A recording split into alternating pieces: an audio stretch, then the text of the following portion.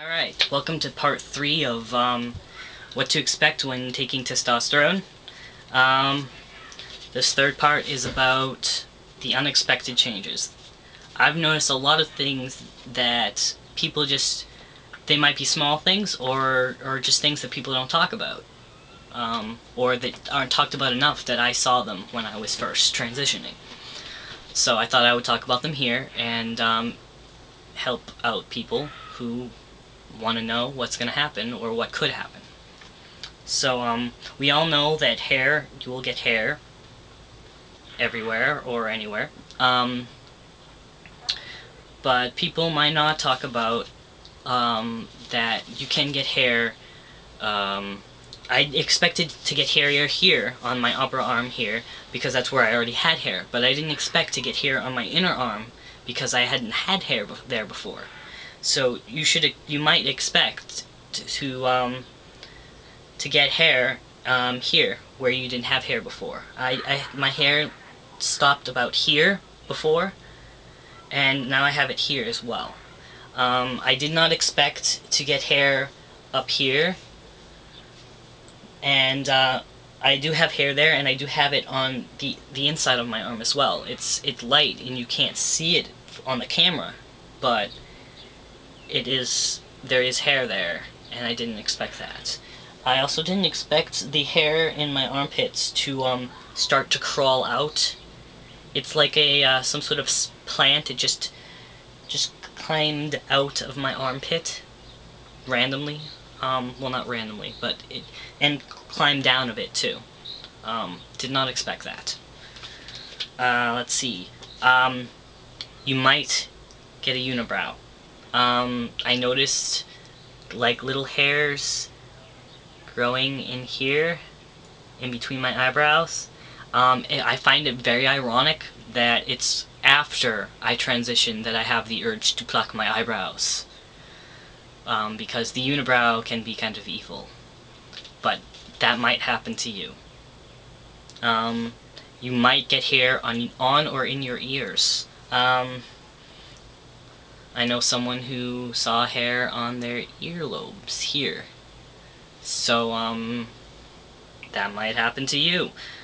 We'll never know, right? Back of the hand. I never had hair on the back of my hand at all, so I didn't expect it. But, it's slowly starting to crawl its way up. And, the hair on your knuckles might get thicker. Let's see.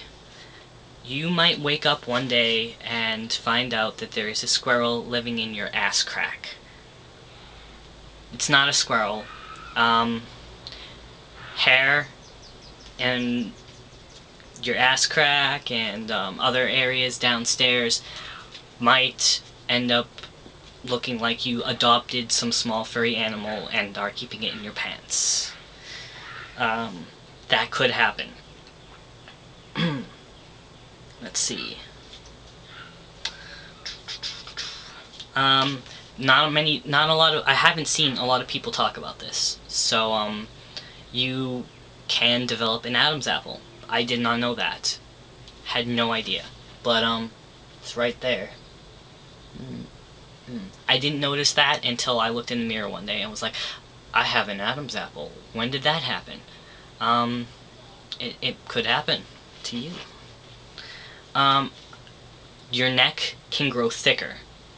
I just noticed one day that my neck was thicker. Again, no one told me about this, so I didn't expect it. But apparently it's normal, and it's happened to other guys too that I've talked to. Let's see. Right. More about the hair. I said that you could go bald, and that's one of the things that the doctors tell you.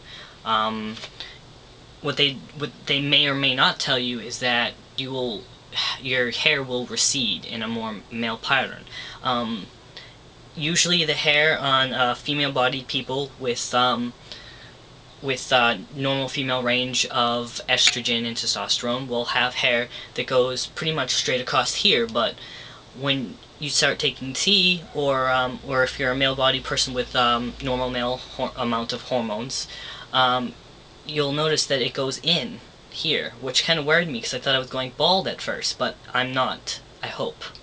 It's just a more male patterned hairline, and that's something that can happen.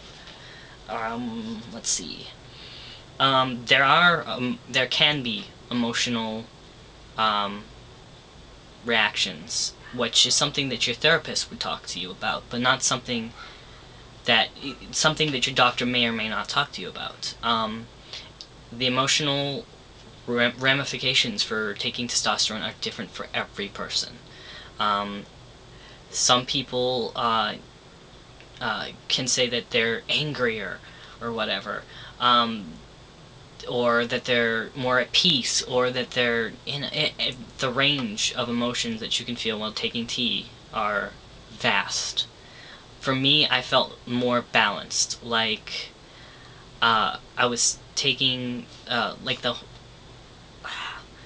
like everything was just more natural for me. I wasn't crying at the drop of a hat. I just felt more in control of my emotions, and I felt that was a good thing. Some people might feel the same, some people might feel different. I know now that in times before when I would get sad or frustrated and I would cry, now I'm more likely to get angry. It was like before I was angry but I couldn't express my anger because I just couldn't help but cry, and now I feel like I can more express my anger because I'm expressing it as anger and not crying. I don't know.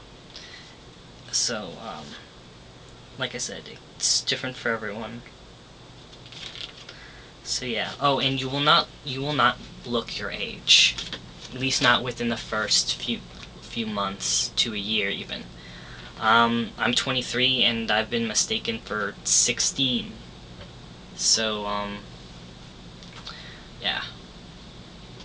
So that's the changes on tea that you might not have expected, that you might not have heard of. Maybe you have, maybe you haven't.